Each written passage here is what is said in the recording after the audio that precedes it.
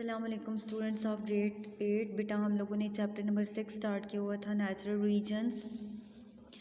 Natural regions में हमने जो है टेम्परेट जो है वो रीजन्स किए। अभी बेसिकली हम नेचुरल रीजन्स को स्टार्ट कर रहे हैं।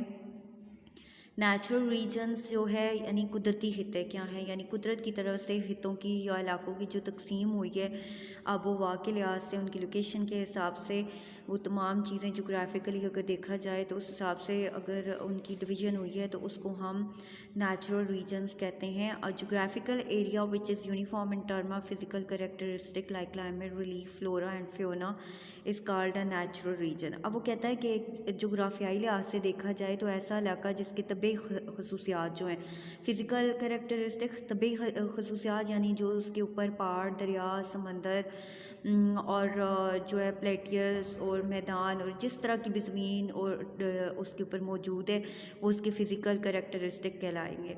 उसमें वो कहता है कि बेसिकली जैसे उसका क्लाइमेट एक जैसा हो, relief, flora and fauna, flora and fauna, flora नबातात, फ्योना जानवर यानी हैवानात जो है वहाँ पे जो मौजूद हैं उसके हिसाब से उसको हम नेचुरल रीजन कुदरती खिता कहते हैं। अब वो कहता है कि following are the major natural regions of the world. दुनिया के जो कुदरती खिते दिए गए हैं वो बेसिकली तीन मेजर जो है वो रीजन्स दिए गए हैं, जिसमें फ़र्स्ट वन है ट्रॉपिकल रीजन्स। ट्रॉपिकल रीजन्स मंतका हारा। अब इसकी लोकेशन जो है उसके हवाले से अगर देखा जाए तो उसकी लोकेशन क्या है, इसका महल वक़ूअ क्या है। Tropical regions refers to the area surrounded the equator on both the sides. अब वो कहता है कि ऐसे ट्रॉपिकल या जो है उसके हते इस्तवा से जो नज़दीक के इलाके हैं या इक्वेटर या हते इस्तवा जो है उसकी साइड्स पे जो आते हैं उनको ट्रॉपिकल जो है वो रीजन्स कहते हैं, कुतबी इलाके कहते हैं। और it is located between the tropics of Cancer 23.5 north and tropic of Capricorn 23.5 south.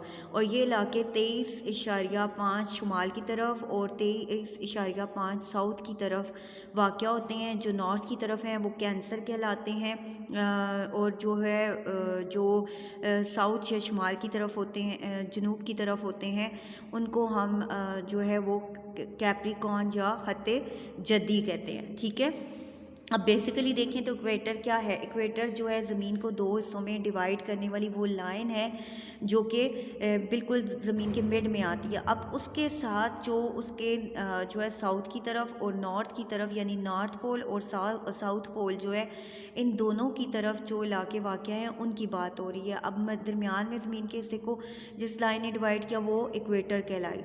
अब जो उससे ऊपर की तरफ यानी नॉर्थ पोल की तरफ जो इलाके हैं उनको हम ट्रॉपिक ऑफ कैंसर्स कहेंगे, और जो ये साउथ पोल की तरफ हैं वो ट्रॉपिक ऑफ कैप्रिकॉर्न या हत्ते जद्दी जो है उसके इलाके कहलाएंगे।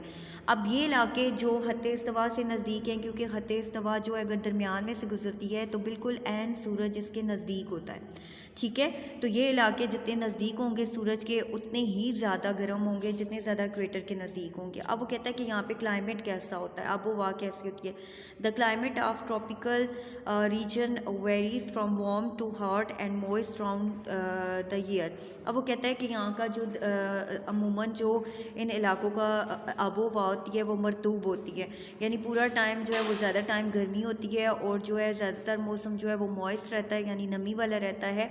This region receive 600 millimetres average annual rainfall, यानी सालाना जो बारिश यहाँ पे होती है वो तकरीबन 600 मिलीमीटर होती है। और precipitation falls mainly during the late afternoon and early evening hours. अब वो कहता है कि प्रेसिपिएशन यानी बेसिकली जो हवा में नमी है जिसकी वजह से वाटर ड्रॉप्स जो हवा में मौजूद हैं जिसकी वजह से बारिश जो है वो बरसती अमले तबखीर की बात वो कर रहा है कि वो मेनली जो है वो दोपहर के वक्त होता है एंड अर्ली इवनिंग आवर्स या शाम के बहुत पहले के जो टाइम होते हैं उनमें होता है। ठीक है, जिस हवा में नमी होती है जैसा कि कराची वगैरह का मौसम है तो उसमें जो है शाम के वक्त हवा में नमी होती है और जो है मौसम थोड़ा मुतदिल हो जाता है, जबकि दिन के वक्त गर्मी होती है। ठीक है, अब वो कहता है कि रेनफॉल इक्वल, अब वो कहता है रेनफॉल अगर देखा जाए तो equally distributed through the year, पूरा साल बारिश जो है वो होती है और वो डिवाइड होती है पूरे साल पर। मीन अब वो कहता है monthly temperature is about 30 degree centigrade. अब जो मंथली यानी माहाना उसका दर्जा हरारत होता है वो 30 डिग्री सेंटीग्रेड तक जाता है। And this region is covered by lush green forest, और ये इलाका जो होता है वो लश ग्रीन फॉरेस्ट यानी ग्रीनरी से भरपूर जंगलात पर मुश्तमिल होता है। यहाँ बेइंतहा ग्रीनरी होती है, इसलिए इसको लश ग्रीन कह रहे हैं। About 50% of the world's animal, अब वो कहते हैं तकरीबन दुनिया के जो 50% जानवर हैं एंड प्लांट्स और पौधे स्पीशीज़ आर फाउंड हेयर, जो जानवरों और पौधों की नस्लें हैं वो यहाँ पर पाई जाती हैं। यानी आधे से ज़्यादा दुनिया के जो जानवर हैं या पौधे हैं वो यहाँ से हमें मिलते हैं। The tropical region include the forest of south America, Africa, south east Asia and the island of Pacific ocean. अब वो कहता है कि इसमें जो ज़्यादातर इलाके आते हैं वो जंगलात आते हैं जनूबी अमेरिका के और अफ्रीका के जंगलात आते हैं इसमें, और जनूब एशिया के, और जो पैसिफिक ओशन जो है बैरल कायल जो है उसके जो है वो कुछ जज़ायर आते हैं। The day light duration around the equator remains 12 hours, और पूरे दिन में जो दिन का दुरानिया होता है वो 12 घंटे का होता है। यानी इक्वेटर के नज़दीक, क्योंकि एन सूरज के नज़दीक होंगे जो ममालिक, तो वहाँ पे जो है दिन लंबा होगा, ठीक है। एंड अराउंड द ईयर पूरा साल, एंड वार्म टेम्परेचर, बहुत ज़्यादा गर्मी होती है, long day light duration and sufficient rainfall provides ideal condition for the growth of forest. अब जो पूरा दिन ज़्यादा टाइम के लिए जो रोशनी रहती है, सूरज होता है, गर्मी होती है, और फिर बारिश बहुत ज़्यादा जब होती है, बेशक बारिश बहुत होती है लेकिन हब्स ज़्यादा होता है और गर्मी ज़्यादा होती है, ठीक है। तो इसलिए जो है ये इलाके जो हैं ये पौधों की, जंगलात की ग्रोथ के लिए बहुत जो है वो हेल्पफुल होते हैं, और यहाँ पर सबसे ज़्यादा जो है वो पौधे पाए जाते हैं। तो इसलिए मेनली वो कहता है कि यहाँ पर जो आबो हवा है या जो टेम्परेचर है वो इतना शदीद होता है कि दिन का दुरानिया जो है वो 12 घंटे, एक बहुत लंबा दुरानिया होता है जैसे हमारे यहाँ है, ठीक है।